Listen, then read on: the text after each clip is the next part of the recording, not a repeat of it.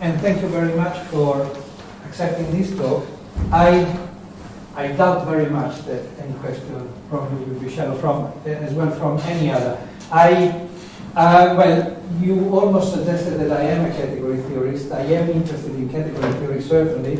And the intention of the talk is to try and revive an approach to proof theory and logic in general, which comes from category theory from a long time ago. It was essentially suggested before 1970 by the pair of Francis William Lawvere and Dana Scott, and it has been partly successful.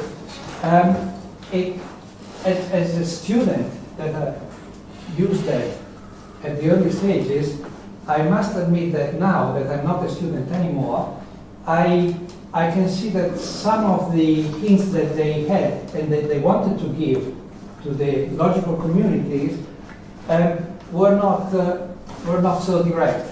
In fact, there is one problem with category theory, and correct me if I'm wrong, please. It is very difficult. Is this wrong? Okay, I see we all agree with this. Most of mathematics is very difficult for the layman, but we are trained in some parts of mathematics, and if one is not trained with the language, with the specific technical language of category theory, then a point is also disturbing. So forgive me if after lunch, with the coffee that you had to drink, I'm from Italy, I drink a different kind of coffee, you should know that.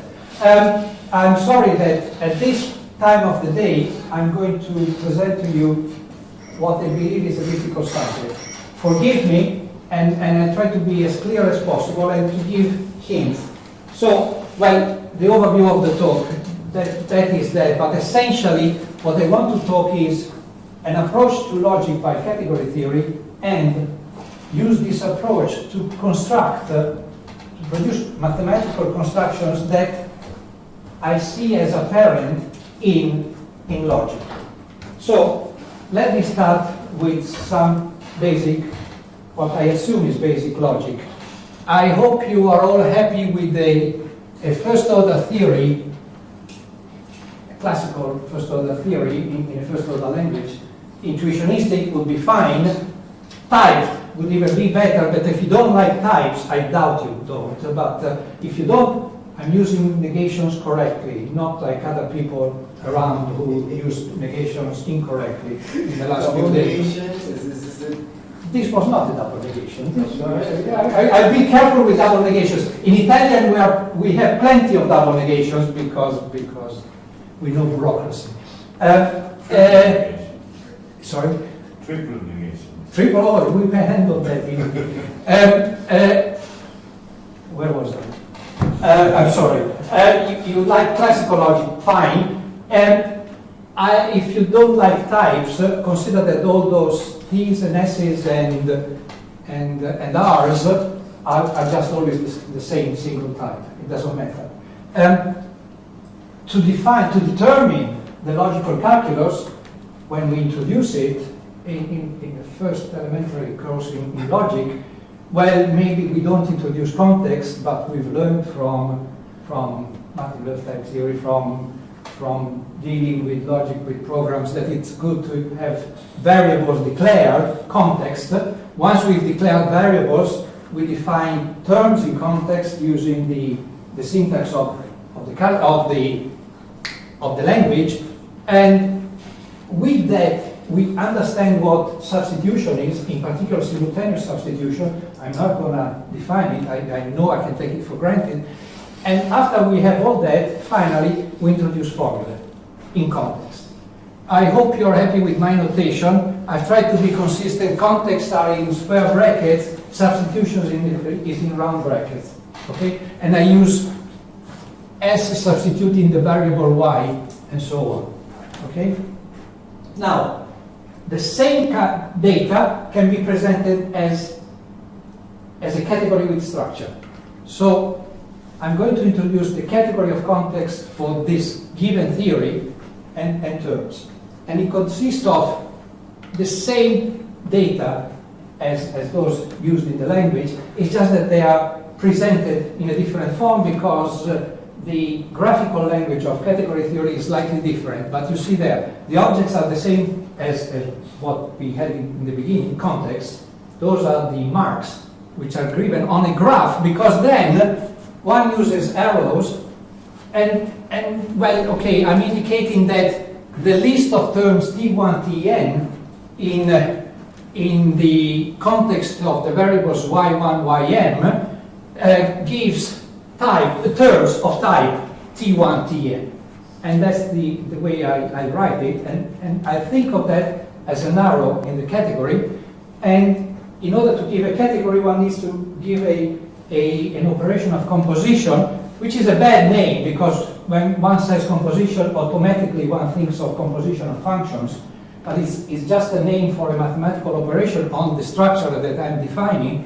And composition is given by simultaneous substitutions in all the terms. And mind you, because of the notation I've introduced, which was introduced for the arrows, substitution type checks correctly. I'm going to substitute in the t's the s's for the y's. And finally, and this is probably, I don't know, the most difficult part, formulae appear at a completely different level because, well, for instance, like Hugo suggested yesterday and today was suggested repeatedly, in logic we want to deal with the consequence relation, and that is not part of the language, or, well, it is not part of the first order language for sure. And so, given a context, I consider the pre-order of all the formula in context, in the given context, with the relation of consequence, which by the axioms is reflexive and transitive. It certainly isn't antisymmetric. So it's just a pre-order. I will deal with pre-orders all the time. If you are unhappy with the notion of pre-order, consider that you can always force the pre-order to be a poset by imposing an equivalence relation, but I'd be happy not to deal with those equivalence relations. Yeah? I don't understand where the formulas are, because because the objects are apparently just the context, and then you have these syntactic operations, so there's no semantics here. Is it just that arbitrarily that you group? I'm given a language. Yes. A first order language. So I have symbols for operations and symbols for predicates, and so I'm writing formulas in that language. But they are not the object of the language, so they are not there. So how? They cannot occur in your Sorry, the object of the language, you mean the context? Yeah. It's a different category. Yes, correct. Perfect. Yeah, absolutely. Very good. It's a completely different category from the one I'm defining. Oh. In fact, if you don't mind my using a geometric language, I'm going to list a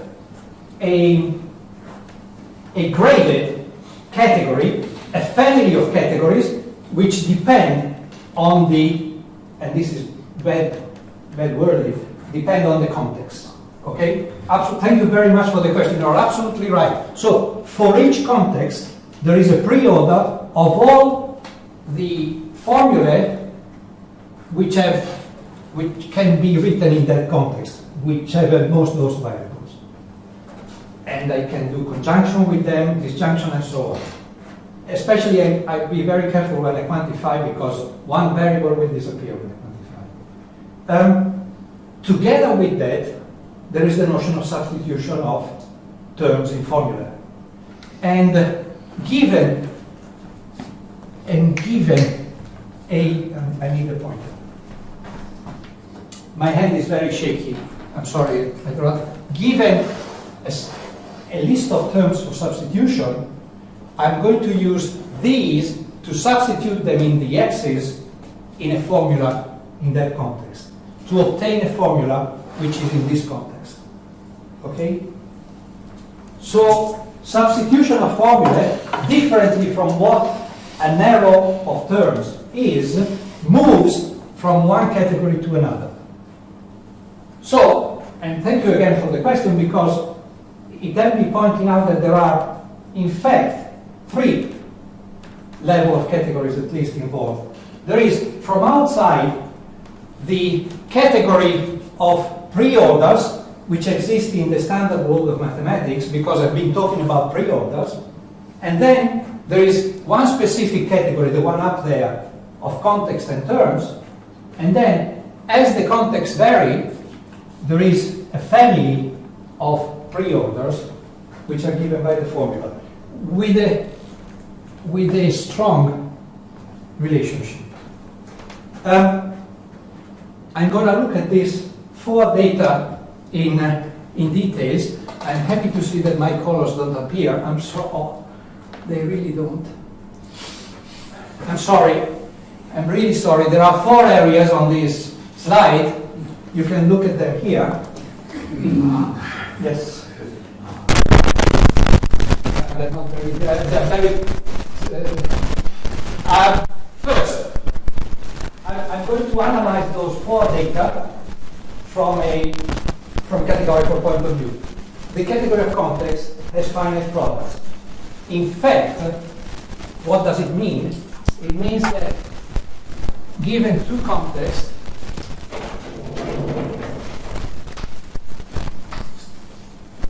I can consider a new context, which is actually the concatenation of the 2 contexts, and from that 2 arrows to the original object, which have a certain universal property, which I would happily skip. The concatenation of the context, that's exactly what I want. Mind you, I'm doing concatenation of context. So if I'm using the same variable in this context and in that context, then I have to rewrite this, one of the 2, with different variables. And in fact, I'm going to do that trick in the final conditional down there. Then, so it has finite products. The second property is that, as I had to point out, the pre-order set, Quotient is called pre-order set, the pre-order set of formulas in a given context is at least a Haitian algebra. If your theory was classical, then it's a Boolean algebra, but it doesn't really matter. The fact that the operations of conjunction, disjunction, and so on were defined inductively on the structure of the formula allows one to say that substitution behaves, distributes in fact on the construction of the formula, and that's what the condition of natural up there is. And then for any context extension, so the context I've written up with just one variable in a new type is a particular instance of a product. So from a product, there are projections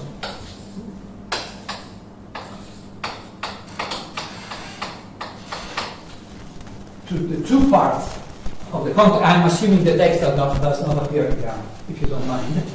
And in fact, and for that particular kind of substitution, which is no substitution, which isn't, I shouldn't say substitution, which that notion of substitution. I'm picking the x variables from gamma, and I forget from here to here the last variable. I need to return as many terms as there are variables here, mind you, to give you an arrow, and that's exactly what I'm doing. So I can see that as simply as a context extension, as I said, but I want to speak the categorical jargon, and so instead of context, I'd rather say projection.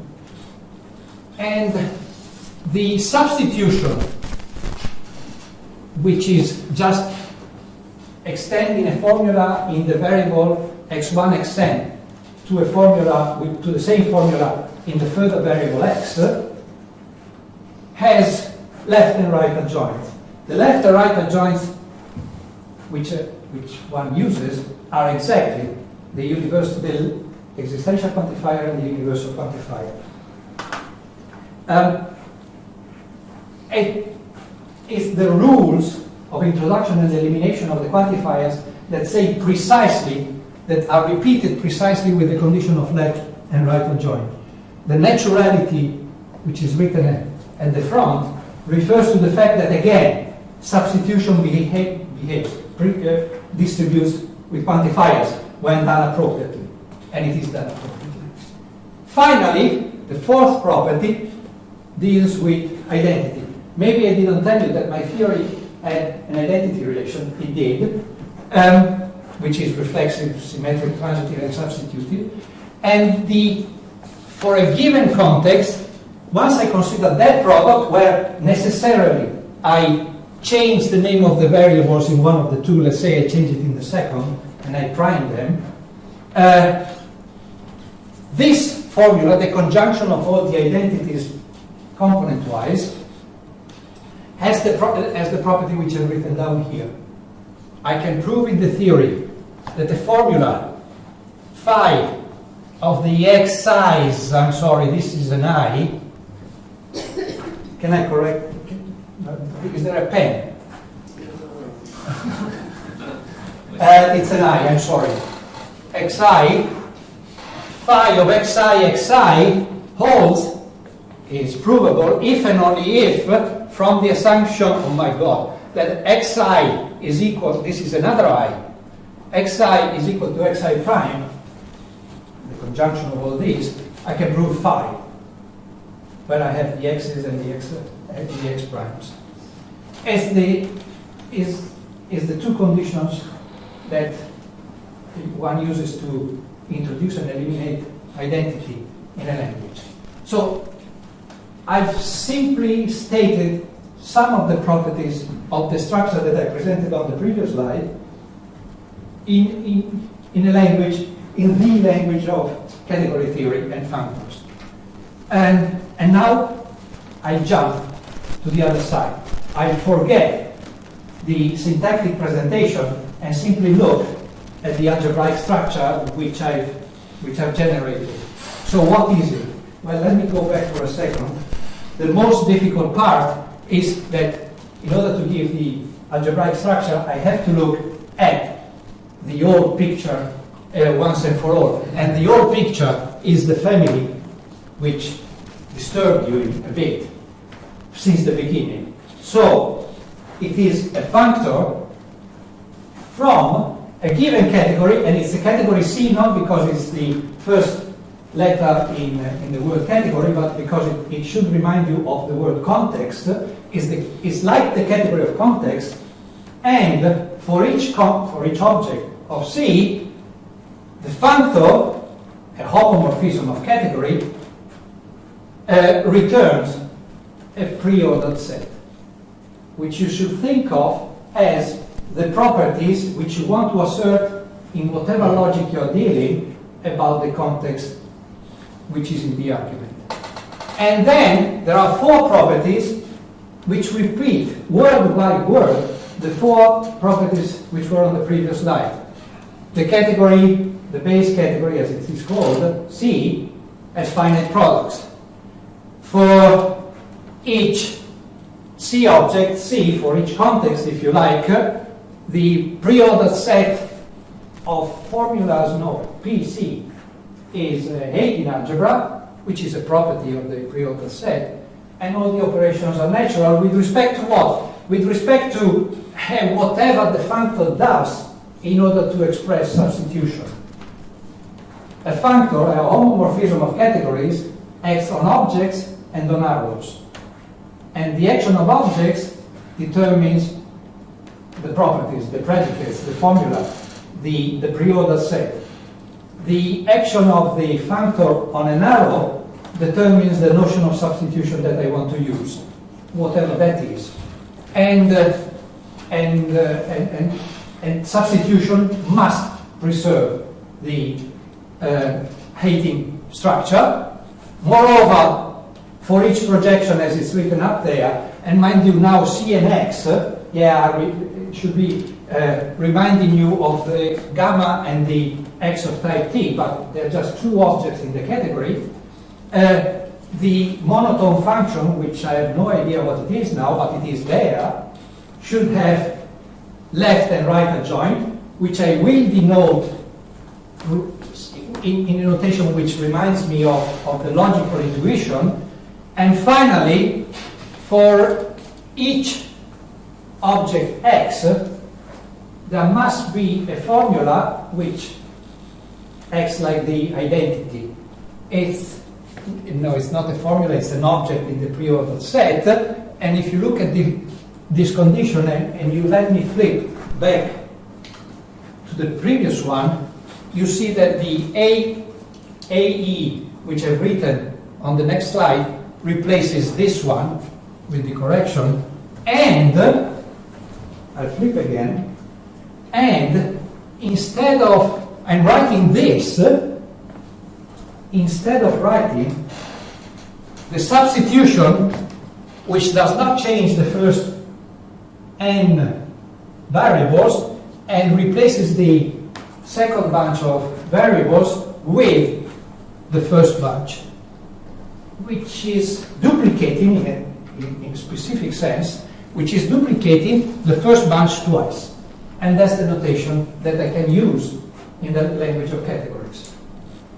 So, from now on, I will use this notation. If you want to think that the order relation that I use refers to a consequence, you are absolutely welcome, because that's the intuition that one should have. And I've given you an idea of how manage with this notation and that notation. And I hope you'll be comfortable with this for the next 10 slides. Let's see. Well, I need a simplification of this. Yes, I should have said, sorry, let me go back. I should have said this appeared in a paper on the Dialectical Journal in 1969 by Bill Lawvere.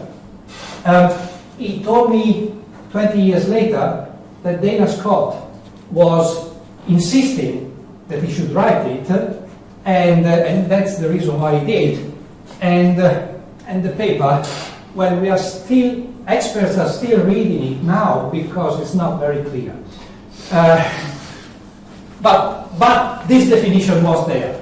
The example was not there, but the definition was there, and it was called hyperdoctrine. In fact, it had one further condition which I dropped. In another paper by Lawvere, he realized that he had an algebraic notion of logic, whatever that could be, and he could reduce it, analyze simplification of this algebraic structure. And one major simplification was the one that I've marked on this slide. Delete the condition of having a height in algebra and simply allow yourself with an if similarities. In other words, you started with the logic, which had only conjunction and truth, and forget the universal quantification. Your logic has only existential quantification and identity. He called them elementary existential doctrines. He then even forgot that he called them that way, but that was the definition which appeared in the literature. Examples of hyperdoctrines. Well, forget logic now. I mean, you've seen examples already because I've given you the example of context and formula, but take the first example up there. That is the elementary example of a hyperdoctrine. Consider your category of sets, standard mathematics. I mean, if you want sets within a given theory, pick the theory you like. It has to develop enough mathematics, but take that as your category of sets, and as a pre-order set, in fact, as a poset, consider the power set of the set A. So the properties of a set are exactly the subsets of X, and in order to substitute, given a function from a set to another set, use substitution, use use inverse image, so that little b belongs to f to the minus 1 of x, exactly when f of b, because f goes from b to a, f of b belongs to x. It's exactly substituting in something the name f of b for a. And yes, this is my notation. Since it has to be a contravariant function because it goes opposite direction, you might have noticed already, my arrow on one side goes in the wrong direction because it then flips to the correct direction. Okay, so given a function f from the set b to the set a, the inverse image function goes reversed from the power set of a to the power set of b. Of course, the power set of a and the power set of b are 8 in algebra. If your theory for sets is intuitionistic, it's a Boolean algebra. The operations are the standard operations, or whatever you name the implication in case you're constructive. The left adjoint and the right adjoint are exactly these, and the identity is the diagonal. This structure generalizes immediately to a more general structure, but it's essentially the same idea, where instead of taking the Boolean values 0 and 1, you substitute those with a complete Haydn algebra, a frame or a locale as it is called in various contexts. The structure is the same. It's just that this time it makes more sense to compose with the function because your truth values now are functions from A valued into H value. This was introduced at the time Scott was trying to translate the approach to models for ZF obtained by Boolean valued models to the language of categories and sheaves. Yes? You said f is a function from b to a. Yes. So shouldn't that be set, not set off? Yeah, thank you for the question. I thought that's my awkward notation.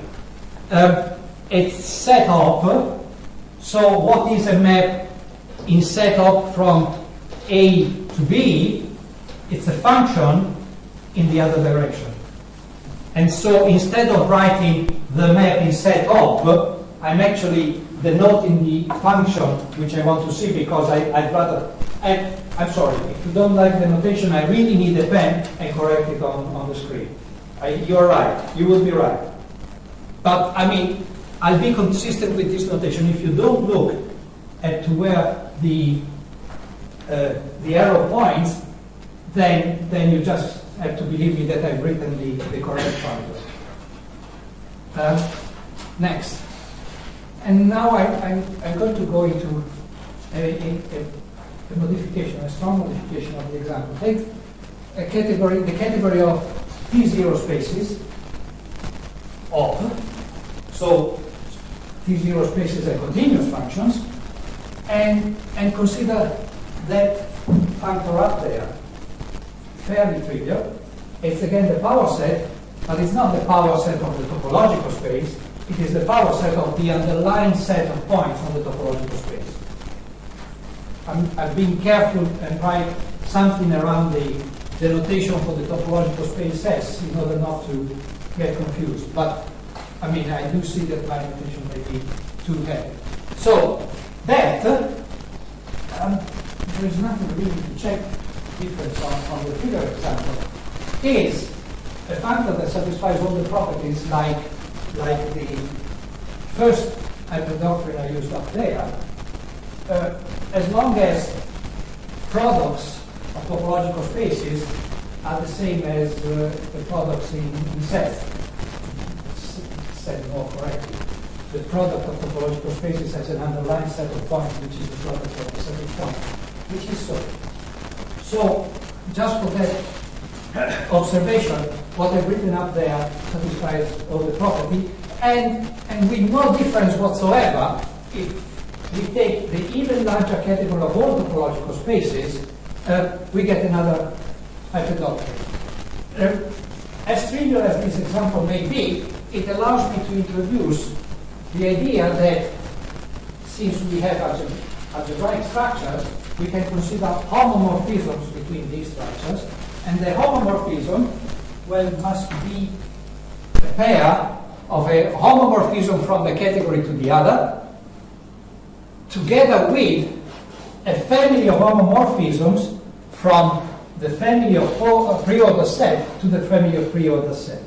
And in this case, because the homomorphism, which is really trivial, on the objects of the category is just the inclusion of these zero spaces into topological spaces, the action on the pre-order set is obvious. But sometimes we may need to change it. In fact, I think we need to change it already in this other example. This was, I think, one of the first observations that suggested that he should write that paper. In encoding logic this way, one encodes immediately the notion of model of a theory. Take the doctrine of context and formula, take the doctrine of sets with the power set, and you can read it up there. Given a model for the theory, this gives rise to a functor from context into sets. You send the context, let's say just this context, to the set which the model interprets for the type T, and the interpretation of the terms and the predicates extend to a homomorphism of, I'd say, Boolean algebras, because I'm taking Tarskian models, from the formulas in the first order theory to the power set. And that's exactly given the data for a model. In fact, as it is written, one can write it precisely in categorical terms. There is not precisely a bijection from models to homomorphisms. There is simply an equivalence of categories. But equivalence of categories are essentially what one looks for when studying algebraic structures.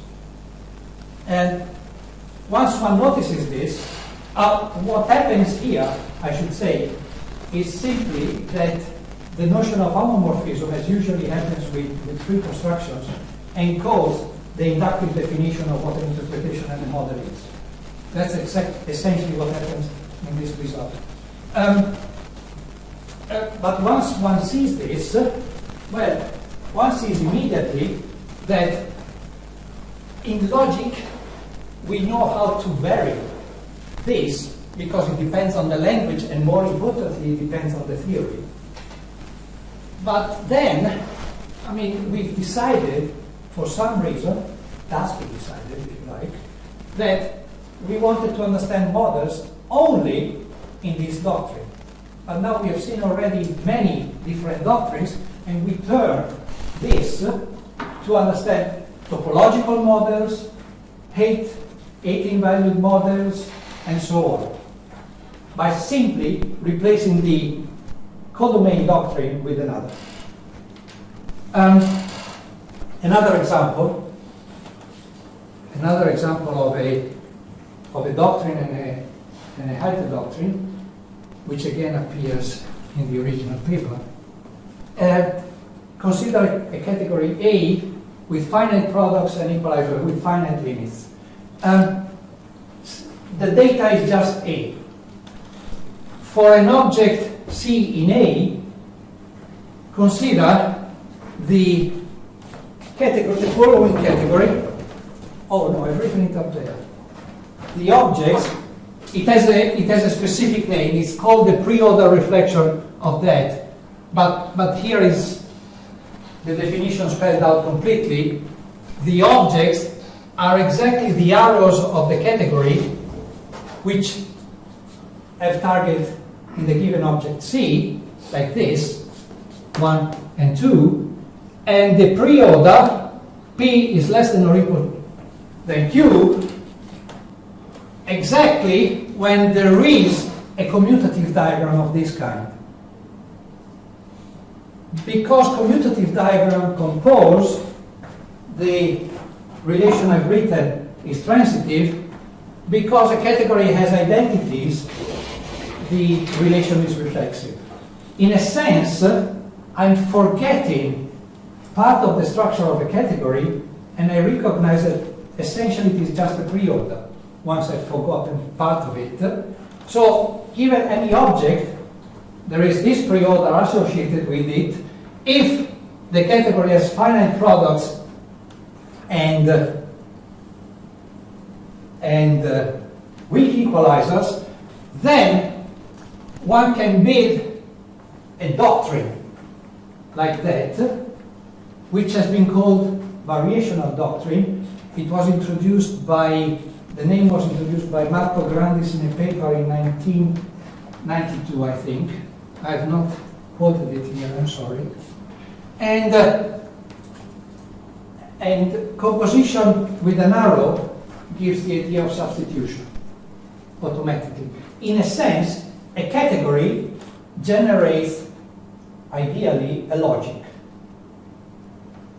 by what has become known as the proposition of proofs paradigm.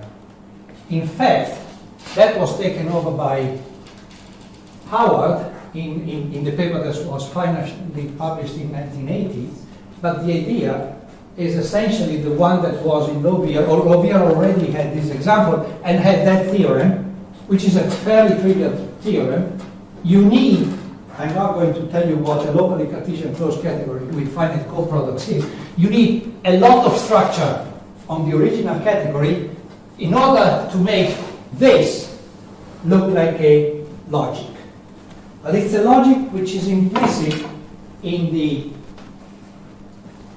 types, the context, and the terms. Because the formula PQ are terms, essentially, if one uses the parallel that I was using before.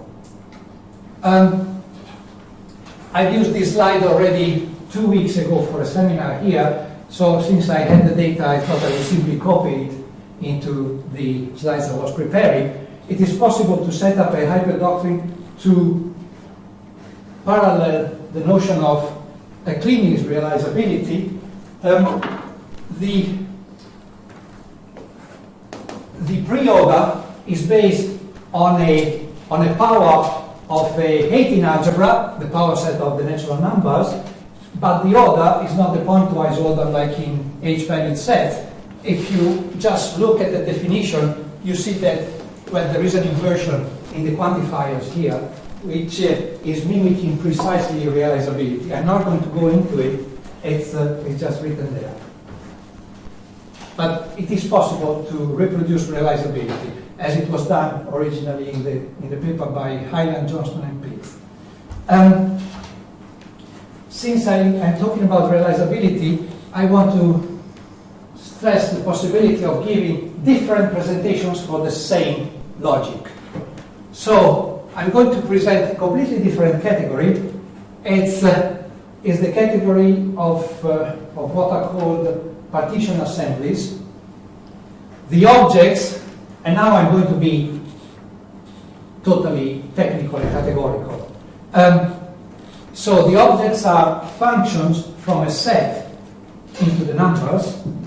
If you want to think of something that looks like realizability, think of the little r, the function r, returning to you for an element little x, the realizer, the single realizer that tells you that x is realized. So these are very specific types in realizability, if you want. So the objects are those, and the arrows are commutative diagrams of this kind, where, forgive my notation, the bottom arrow is a partial recursive function phi, which is simply required to exist.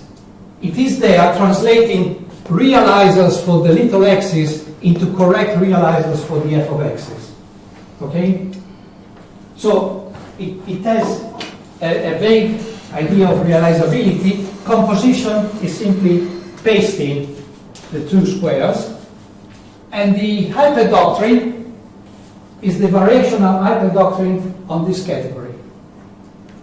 I note here, I'm not going to go through the details of it, that there is a homomorphism of doctrines from the original doctrine for realizability into this one.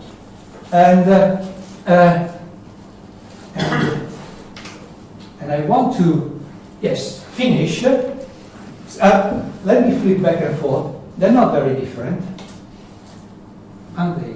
Here you see n, the natural numbers. Yeah, you see a different name here, but you see that at the bottom, instead of n, there are letters A, B, C possibly, which stand for algebraic lattices, and it's essentially the same kind of data, where instead of using partial recursive functions as transmission of realizers, I'm using Scott continuous functions as transmission of realizers, and I'm changing the set of realizers accordingly. What happens, and this is category theory that allows me to say that, is that this category is equivalent to the category of topological spaces. But in parallel with what I've seen for realizability, I would like to consider also that variational doctrine on that, which gives a completely different notion of realizability, of type realizability, from the previous one.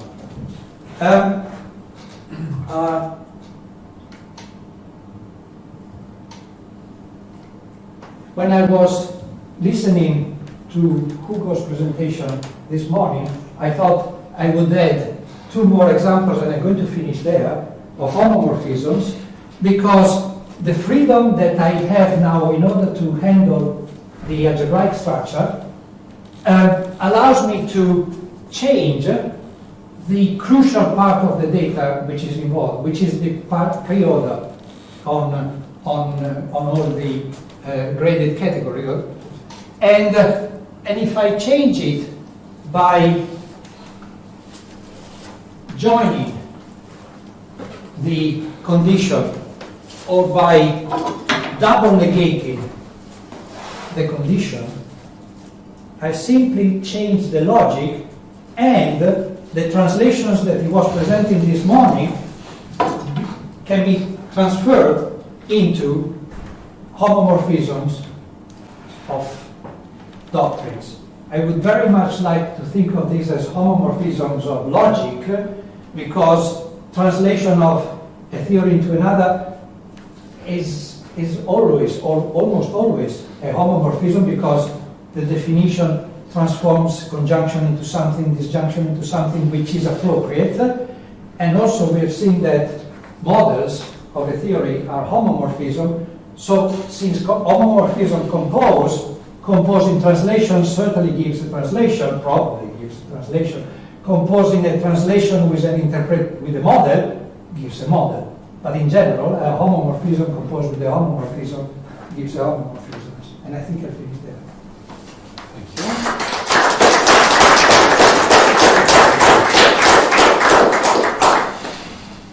Yeah, so there should still be time for quick questions. But where are the proofs?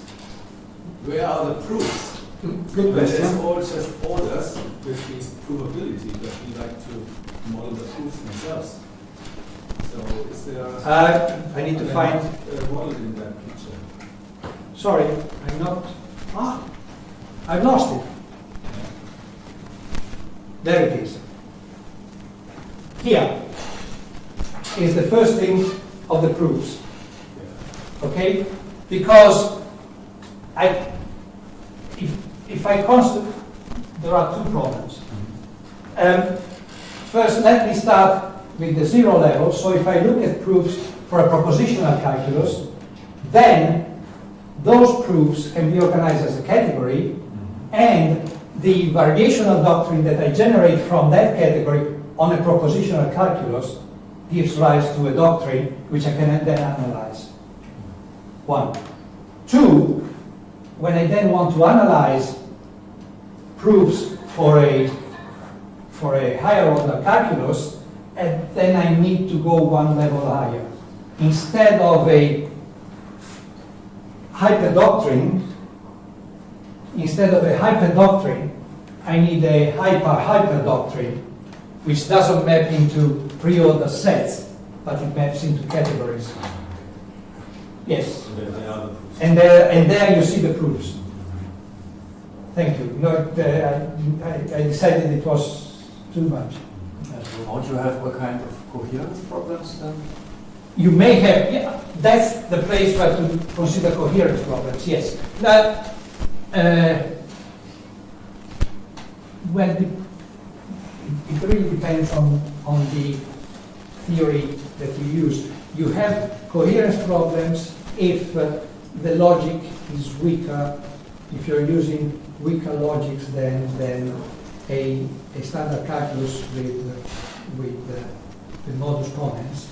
But if you start using operators which are not conjunction, disjunction, but are, say, linear or that kind, then you have coherence problems. Maybe I should have said coherence tasks, because coherence problems doesn't mean it's kind of inconsistent, it's just a task of establishing the right theorems. Let's speak about coherence here. I wonder about Gandhi's paper. Was it from 92? I think it was 92. And he considered a categorical version of the PhD. Of the PhD integration. The proposition of facts. As far as I remember, no, he didn't. He got to the idea of variational doctrine simply as a modification of the subobject doctrine, because from a categorical point of view, he didn't see any reason why one had to enforce that the element of the pre-order had to be monomorphism. Right. I just want to mention I have a paper from 2004 called a categorical version of the PhD. Which uses that kind of. Thank you. Yes. Thank you. Okay, so I thank you again. Thank you.